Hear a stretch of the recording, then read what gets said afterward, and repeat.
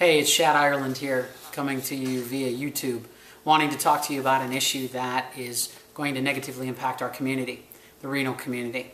This issue is very important to me, and it should be important to you. I would encourage you to listen to the public statement that I'm about to read, formulate your own opinion, and let others know how you feel about this issue. We as a community need to come together.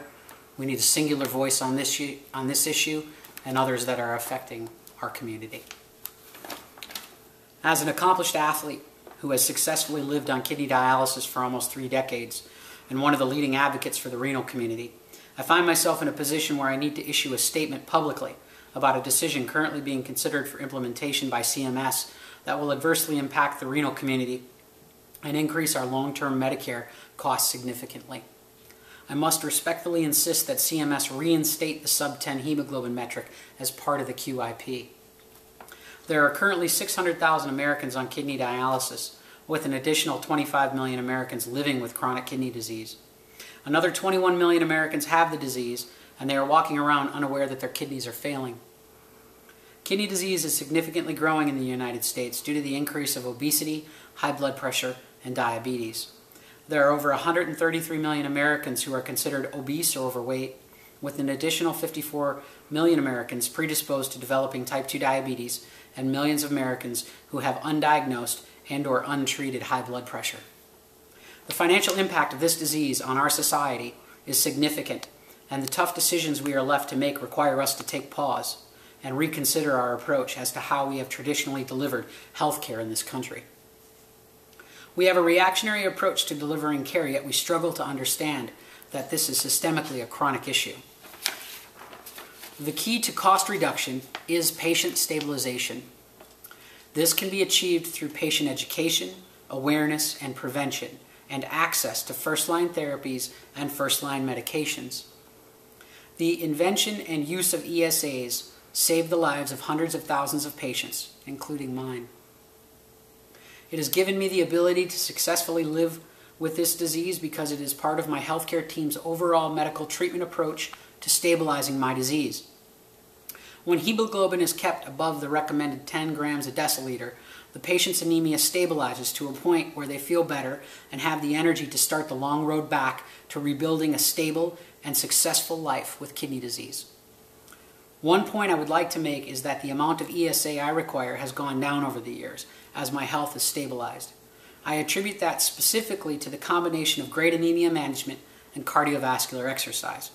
One of the many benefits I have seen is the reduction of hospitalizations I have experienced.